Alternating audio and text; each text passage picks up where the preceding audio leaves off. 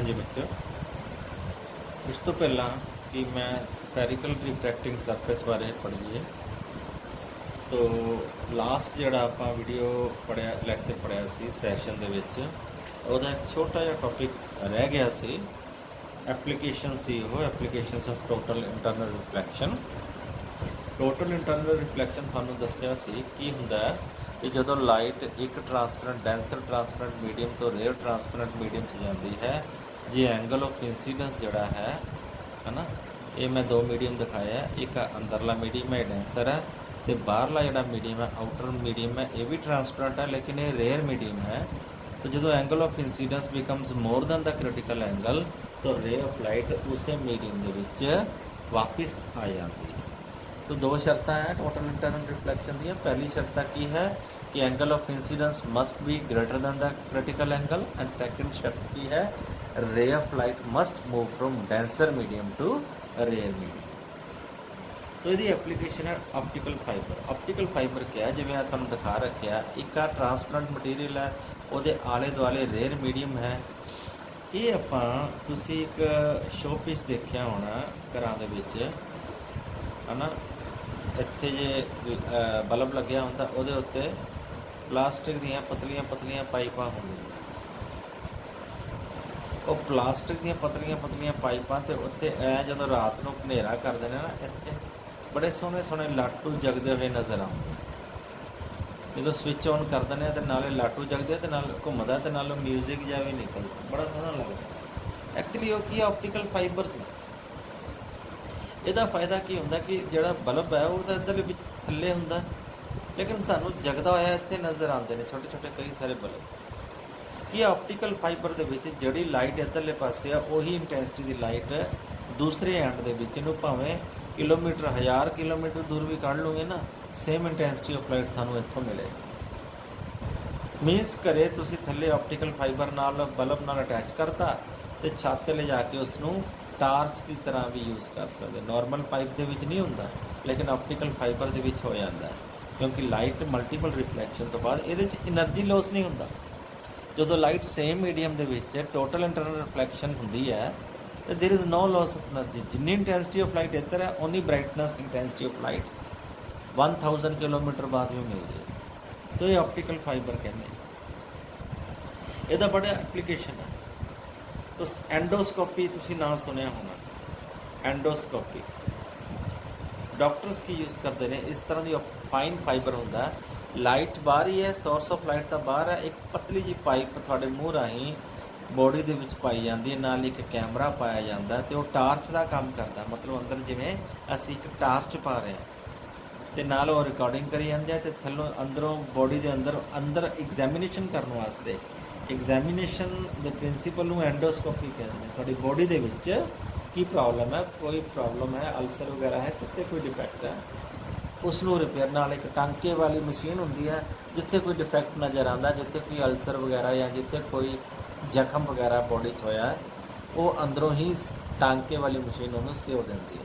ਇਸ ਟੈਕਨੋਲੋਜੀ ਨੂੰ ਐਂਡੋਸਕੋਪੀ ਤੁਸੀਂ ਸੁਣਿਆ ਹੋਣਾ ਕਈ ਵਾਰ। ਆਪਟੀਕਲ ਫਾਈबर ਦੀ ਐਪਲੀਕੇਸ਼ਨ, ठीक है। तो कम्यूनीकेशन में थानू मैं दस्या, कम्यूनीकेशन दे विच बहुत वड्डी एप्लीकेशन। कम्यूनीकेशन मतलब टैलीफोन तार संचार, मीनस जिहड़ी भी आपां फोन ते गलबात करते हैं, यह जिहड़ी फोन ते है इस वॉइस सिग्नल नू इलैक्ट्रिकल सिग्नल च कन्वर्ट करता टैलीफोन, फिर वो इलैक्ट्रिकल सिग्नल एक्सचेंज दे विच जाके light signal they which convert हो जाता, ऑप्टिकल फाइबर दे विच फिर उसनू सेंड कर दिंदे। ते लॉन्ग डिस्टेंस ट्रांसमिशन, ਇਹਦੇ ਨਾਲ ਕੀ ਹੁੰਦਾ ਕਿ ਇਹਦੇ 'ਚ એનર્ਜੀ ਲੋਸ ਨਹੀਂ ਹੁੰਦਾ। ਨਾਰਮਲ ਜੇ ਇਲੈਕਟ੍ਰੀਕਲ ਸਿਗਨਲ ਨੂੰ ਅਸੀਂ ਇਲੈਕਟ੍ਰੀਕਲ ਸਿਗਨਲ ਨੂੰ ਟਰਾਂਸਮਿਟ ਕਰਦੇ ਸੀ, ਬਠਿੰਡੇ ਤੋਂ ਫੋਨ ਕਰਦੇ ਦਿੱਲੀ, ਇਲੈਕਟ੍ਰੀਕਲ ਪਲਸਿਸ ਦੇ ਰੂਪ ਦੇ ਵਿੱਚ ਸਿਗਨਲ ਜਾਂਦਾ, ਉੱਥੇ ਰਾਹ 'ਚ ਜਾ ਕੇ ਵੀਕ ਸਿਗਨਲ ਹੋ ਜਾਂਦਾ ਜਾਂ ਡਿਸਟਰਬੈਂਸ ਬੜੀ ਹੁੰਦੀ। ਲੇਕਿਨ ਅੱਜ ਕੱਲ੍ਹ ਆਪਾਂ ਫੋਨ ਜਿੱਥੇ ਮਰਜ਼ੀ, ਭਾਵੇਂ ਦਿੱਲੀ ਕੀ ਕਲਕੱਤਾ ਜਾਂ ਨਿਊਯਾਰਕ ਗੱਲ ਕਰ ਲਓ, ਲਾਈਟ ਬੜੀ ਵਧੀਆ, मतलब ਸਾਨੂੰ ਬੜਾ ਵਧੀਆ ਸਿਗਨਲ ਮਿਲਦਾ। ਕਾਰਨ ਕੀ ਹੈ, ਹੁਣ ਆਪਟੀਕਲ ਫਾਈਬਰ ਵਿੱਚ ਗਏ, ਆਪਟੀਕਲ ਫਾਈਬਰ ਰਾਹੀਂ ਸਿਗਨਲ ਜਾਂਦਾ, ਟਰਾਂਸਮਿਟ ਹੁੰਦਾ, ਤਾਂ ਲੌਂਗ ਡਿਸਟੈਂਸ ਦੇ ਵਿੱਚ ਜਾ ਕੇ ਉੱਥੇ ਅਸੀਂ ਉਹਨੂੰ ਬੜੇ ਆਸਾਨੀ ਦੇ ਨਾਲ ਦੁਬਾਰਾ ਤੋਂ ਲਾਈਟ ਸਿਗਨਲ, ਉਸੇ ਇੰਟੈਂਸਿਟੀ ਦੀ ਲਾਈਟ ਸਿਗਨਲ ਪ੍ਰਾਪਤ ਕਰ ਲੈਂਦੇ। ਠੀਕ ਹੈ। ਤਾਂ ਆਪਟੀਕਲ ਫਾਈਬਰ ਤੁਸੀਂ ਸੁਣੇ ਹੋਣੇ ਨੇ, ਆਹ जिवें अजकल इंटरनेट आ गया, जियो फाइबर सुनिया होना तुसीं, BSNL का भी फाइबर ऑप्टिक्स है, फास्ट नैट चलता है, भदौड़ दे विच साडे स्कूल दे विच लग्या फास्ट नैट, वो भी ऑप्टिकल फाइबर सिग्नल है। नहीं की है सिग्नल उही पतलियां जी फाइब तारां ने, वो की है तुसीं छिल के देखो उन्होंने, उहदे च कच है, कच भी नहीं कह सकते, कोई डेंस मटीरियल है, ट्रांसपेरेंट मटीरियल है, कच टाइप, तो वो जी मोटाई है एक वाल के साइज़ की मोटाई है, इन्नी बरीक है, तो वो साड़ा डाटा ट्रांसमिशन होंदी है, तो बहुत हाई स्पीड डाटा ट्रांसमिशन होंदी है ना, 100 Mbps पर सैकेंड, मेगाबाइट्स पर सैकेंड, वेरी हाई स्पीड है जोड़ा अजकल चल रहा है। तो ये है application of total internal reflection. ठीक है जी। हाँ जी, हुण जोड़ा टॉपिक आपां करना है स्पैरिकल रिफ्रैक्टिंग सरफेस, उहदे च की है बच्चों, जे हुण तक तो आपां जिहड़ी प्लेन रिफ्रैक्शन बारे पढ़िया, बट जे उसनूं इस तरह कर लिया जाए, करवेचर बना ली जाए, मीनस इसनूं इस तरह पॉलिश करके घिसा के इहदा करवेचर बना लिया जाए, ये स्फेरिकल रिफ्रैक्टिंग सरफेस हो जाए। दो तरह का होंदा स्फेरिकल रिफ्रैक्टिंग सरफेस, मीनस इधरले पासे तो कच है, इधरले पासे एयर है, जे तो एम बाहर नूं मूँह निकलिया इसनूं कहने कन्वैक्स सरफेस, तो इसनूं कहने कॉनकेव, उत्तल अवतल, जोड़ा तुसीं 10वीं पढ़ते रहे प्रकाश वाले चैप्टर, उत्तल ते अवतल। तो ये की है, सब तो पहला तो थानू ये बारे पता होना चाहिए, एक तो बच्चों ये पोल होंदा, एक C is called centre of curvature, centre of curvature, ये थानू पता होना चाहिए सेंटर ऑफ करवेचर क्या। इस करवेचर, क्योंकि ये मान लो पूरा सफीयर है ना, जिन्हों आप पूरा सफीयर बना लीए, उस सफीयर का जोड़ा सेंटर है वो इस करवेचर का सेंटर कह दें। तो P तो लैके C तक की जी दूरी है, P तो लैके C तक की दूरी है, उसनों की कह सकते हैं, PC is called radius of curvature, radius of curvature. ठीक है, ये तो कन्वैक्स सरफेस का, कनकेव सरफेस का, क्योंकि करवेचर इधर नूं है, तो C जोड़ा है सेंटर ऑफ करवेचर होएगा। तो जोड़ा इहदा सेंटर पॉइंट होए, करवेचर का सेंटर पॉइंट है, उसनूं कहने आ पो, इत्थे आ P इज कॉल्ड पो। पोल अते सेंटर ऑफ करवेचर नूं मिलाण वाली रेखा नूं की कहने आ, इस लाइन नूं की कहने आ, principal axis, principal axis P ते C। हुण इत्थे रेडियस ऑफ करवेचर इधरले पासे हो जाएगा, P तो लैके C तक। ओके, तो कुछ अजम्पशंस ने, what are the assumptions? Assumptions मतलब मान लेना। पहली अजम्पशंस का की है कि ऑब्जेक्ट जोड़ा है, ऑब्जेक्ट इज अ, पहली assumption object is a point, object point size, बिंदु साइज, मतलब जो ऑब्जेक्ट रखांगे इन्ना छोटा होएगा कि उसनों point size लवांगे।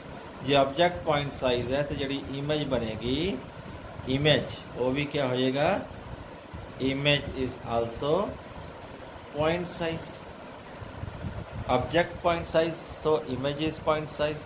Assumption number 2, aperture, aperture is very small. Aperture का मतलब क्या होंदा, आ डिस्टेंस, आ डायमीटर, चौड़ाई है ना, मोटाई कह दो, चौड़ाई कह लो, जिहदे विचों दी लाइट एंटर करनी है। Aperture is very small. And number 3 क्या है, इंसिडेंस रे, रिफ्रैक्टेड रे makes small angle, ਆਹ ਵਾਲੇ ਜਿਹੜੇ ਐਂਗਲ ਨੇ, ਆਹ ਵਾਲੇ ਐਂਗਲਸ ਪ੍ਰਿੰਸੀਪਲ ਐਕਸਿਸ ਦੇ ਨਾਲ ਬਹੁਤ ਸਮਾਲ ਐਂਗਲ ਬਣਦੇ ਨੇ, ਇੰਨੇ ਸਮਾਲ ਨੇ so that we can write sine of I is approximately equal to I and sine of r is approximately equal to r. Incident ray, refracted ray make small angle with the principal axis of the surface. So angle of incidence, angle of refractions जो भी sin I sin r ने उन्होंने I ते r लिख सकते हैं. Okay, तो ये assumptions ने, इन्हां assumptions ਨੂੰ ਮੰਨ ਕੇ ਅਸੀਂ अगला टॉपिक करते हैं. तो अगला टॉपिक क्या है, refraction from rare to denser medium at a convex spherical surface. Convex spherical refracting surface, ये अपने को स्फेरिकल रिफ्रैक्टिंग सरफेस है. डायग्राम मैं बनाई हुई है. पी ओदा पोल है, सी सेंटर ऑफ कर्वेचर है, ओ ऑब्जेक्ट रे चली ओ तो ए, सी सेंटर ऑफ कर्वेचर सानू पता आ जड़ा ए तो आप सी मिलावांगे ये हमेशा नॉर्मल होंदा है ना कर्वेचर दे विच. इनू P C is called radius. P C नू की कहांगे, this one is called R radius. तो आ नॉर्मल दे नाल एंगल ऑफ इंसिडेंस बनाएगा. आ रेयर मीडियम है जिदा रिफ्रैक्टिव इंडेक्स μ1 है, आ डेंसर मीडियम है जिदा रिफ्रैक्टिव इंडेक्स μ2 है. जो लाइट रेयर मीडियम तो डेंसर मीडियम से जाती है, it bends towards the normal, normal वाल झुक जाती है. I is angle of incidence, R is angle of refraction. Light इदा चलेगी, दूजी लाइट बिल्कुल नॉर्मली गई सीधा long P, angle of incidence zero हो गया, एंगल ऑफ रिफ्रैक्शन भी जीरो हो जाएगा. दोनों रेज, आ वाली रेज सीधी चली जाएगी, दोनों रेज जिथे मीट कर गई, आई उत्थे किया जाता है इमेज बन गई. डायग्राम क्लीयर हो गई होगी. आ इंसीडेंट रे है, हमेशा बच्चों ये याद रखियो, इंसीडेंट रे प्रिंसिपल एक्सिस दे नाल हमेशा एंगल अल्फा आपां लिखते हैं, अल्फा बना रहा है. इमेज रे जड़ी है ए तो आई इमेज रे है, वो प्रिंसिपल एक्सिस नाल एंगल आ बीटा लिखा है, तो जोड़ा नॉर्मल है प्रिंसिपल एक्सिस दे नाल एंगल गामा, आ गामा लिखा, alpha beta and gamma all 3 angles. ठीक है बच्चा. ਹੁਣ ਇਹਦੇ 3 ਕੇਸ ਬਣਦੇ ਨੇ. ਸਭ ਤੋਂ ਪਹਿਲਾ ਕੇਸ ਕਰਨ 2 case, real image case. Real image, तो रियल इमेज की में थे यू विल सी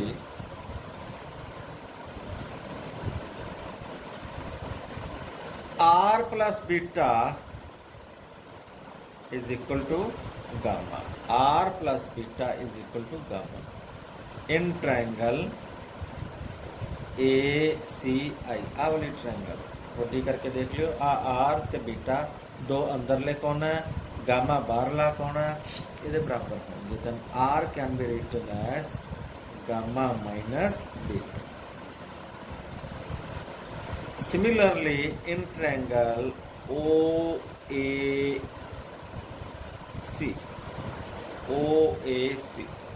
देखो पहला मैं इमेज रे दा रिफ्रैक्टिंग जड़ी रे है ਉਹਦਾ नॉर्मल नाल ट्रायंगल ले लिया. ਹੁਣ ऑब्जेक्ट रे दा नॉर्मल दे नाल ट्रायंगल ले लिया OAC. ਇਹਦੇ ਵਿੱਚ ਵੀ ਦੋ इंटरनल कोण ने ਕਿਹੜੇ, अल्फा ते गामा. बाहरी कोण आई, तो I can write I is equal to alpha plus gamma. Okay, we can write according to Snell's law mu2 upon mu1. mu2 है रिफ्रैक्टिव इंडेक्स डेंसर मीडियम का जिथे रे ऑफ लाइट जा रही है डिवाइडेड बाय रिफ्रैक्टिव इंडेक्स जिथों light आ रही है is equal to sine of angle of incidence upon sine of angle of refraction. मैं क्या एंगल्स आर स्मॉल तो साइन आई नो आई लिख सकते हैं, तो साइन आर नो आर लिख सकते हैं. नाउ क्रॉस मल्टीप्लाई कर दो इनमें देना, mu2 into r is equal to mu1 into I. तो r की वैल्यू गामा माइनस बीटा इतने पुट करनी है. mu2 r की वैल्यू क्या है, gamma minus beta is equal to mu1 I की वैल्यू क्या है, अल्फा प्लस गामा. ना। तो एंगल बेटा आप लिख सकते हैं एंगल थीटा जो है arc upon radius L upon R. तो एंगल जे मैं अल्फा लिखा इतों ध्यान दो, अल्फा लिखा इस ट्रायंगल च आर्क मैं लिख सकता approximately A M upon M O. उसी तरह गामा नू मैं लिख सकता A M upon M C, ते बीटा नू मैं लिख सकता A M upon M I. आ वैल्यू पुट करनी है। हाँ जी, वैल्यू पुट करते हैं, देखते हैं की होंदा है।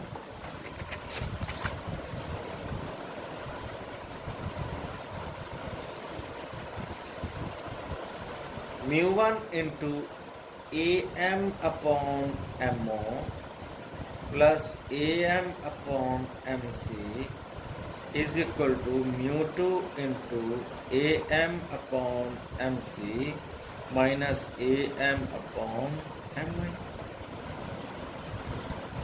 हाँ जी, ए एम तक कॉमन लैके उत्तों ही कटिया गया। ओके, दूजी गल डायग्राम जो तुम ध्यान देखते हैं M aperture is very small, पहले ही असम्पशन च लिखे see aperture is very small, then M lying very close to P. जिहड़ा डिस्टेंस एम तो मेजर कर रहे हैं उन्होंने पी तो भी मेजर कर सकते हैं, क्योंकि ये साइन कन्वेंशन पढ़िया distances are always measured from pole. तो एम ओ की थां ते पी ओ लिखा जा सकता है, एम सी थां ते पी सी लिखा जा सकता है, एम आई की थां ते पी आई लिखा जा सकता है, राइट। तो ए एम नूं मैं आपां उत्तों ही कट रहे हैं। हाँ जी, तो μ1 इंटू एम ओ की थां ते 1 अपॉन पी ओ लिख सकता मैं, okay, plus 1 upon P C is equal to μ2 into 1 upon P C minus μ2 sorry 1 upon P I. Multiply कर दो μ1 upon P O plus μ1 upon P C is equal to μ2 upon P C minus μ2 upon P I. हाँ जी, ये P C इकट्ठे कर लो, इन्हों इधर ले आने। μ1 upon P O plus μ2 upon P I, इधर आ जाएगा μ2 minus μ1 upon P C. P O बच्चों ऑब्जेक्ट डिस्टेंस माइनस यू ना लेते, तो पी आई इस केस के विच आएगा plus V and P C आ जाएगा दैट इज प्लस आर। देखो ध्यान, डायग्राम दोबारा देखते हैं आप। आ पी ओ है, ये मैं थोड़ा पहले ही कहा सी पिछले लैक्चर, ऑब्जेक्ट डिस्टेंस हमेशा ही नैगेटिव रखना, क्योंकि ये इंसीडेंट रे तो हमेशा ही पुट्ठी डायरेक्शन च होए। पी आई आ इमेज डिस्टेंस हो गया, ये हुण अलॉन्ग द इंसीडेंट रे है, ये पॉजिटिव। जो इमेज भी उसे लॉन्ग बन रही है, जो इमेज इधरले पासे बनेगी तो नैगेटिव बन जाएगा। पी सी हुण इस convex refracting surface P C जो आर वो भी अलॉन्ग द इंसीडेंट रे हो गया, ये भी पॉजिटिव, तो यू नैगेटिव है कला। तो पुट कर देंगे वैल्यूज, रिलेशन अपने को बन गया क्या,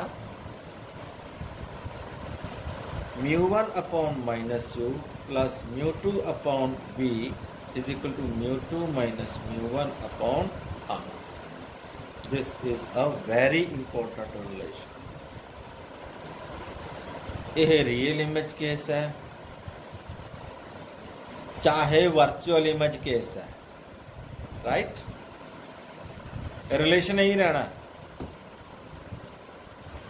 okay, real image virtual image doesn't matter, relation के विच कोई चेंज नहीं आना। एक कड़ा केस सी जो रे फ्लाइट की rare medium to denser medium से जा रही है, फिर ऐ करना। जे उल्टा हो गया डेंसर मीडियम तो रेयर मीडियम चलेगी के लाइट, फिर की चेंजेस करनी है आप डेंसर मीडियम तो रेयर मीडियम बच्चों उदों चेंजेस की करनी है when light moves from denser medium to rare medium ਤੋਂ ਚੇਂਜਸ ਕੀ ਕਰਨੀ ਹੈ ਮੈਂ ਉਹ ਦੱਸਣ ਜਾ ਰਿਹਾ, ਧਿਆਨ ਦਿਓ। ਤਾਂ μ1 ਦੀ ਥਾਂ ਤੇ ਤੁਸੀਂ μ2 ਲਿਖ ਦੇਣਾ, ਥੱਲੇ ਉਵੇਂ ਲਿਖ ਦੇਣਾ μ। ਇੱਥੇ ਸੀ μ2, ਇੱਥੇ ਆਏਗਾ μ1/b। ਇੱਥੇ μ2 ਮਾਈਨਸ μ1 ਸੀ, ਹੁਣ ਆ ਜਾਏਗਾ μ1 ਮਾਈਨਸ μ2/r। कोई और चेंज नहीं करनी, चाहे रियल इमेज है और चाहे वर्चुअल इमेज केस, ये याद रखना। तो जे ray of right rare medium तो डेंसर मीडियम च है, यू दे उपर μ1 है, मतलब रेयर मीडियम का रिफ्रैक्टिव इंडेक्स, क्योंकि ऑब्जेक्ट रेयर मीडियम च पिया, इमेज डेंसर मीडियम च पिया, राइट। तो जे उल्टा हो गया, ऑब्जेक्ट रेयर मीडियम च है तो μ था तो μ2, मतलब डेंसर मीडियम का रिफ्रैक्टिव इंडेक्स उपर रख, आह डेंसर मीडियम का रिफ्रैक्टिव इंडेक्स है, ऑब्जेक्ट डिस्टेंस है जितने ऑब्जेक्ट पई है वह रिफ्रैक्टिव इंडेक्स। आ की आ गया रेयर इमेज का, इमेज जिते पई है वह रिफ्रैक्टिव इंडेक्स। इनू उस हिसाब से चेंज, आही दो फार्मूले, तीजा कोई फार्मूला नहीं। ठीक है बच्चों, इन्ना बहुत आज वास्ते। Thank you, have a nice day.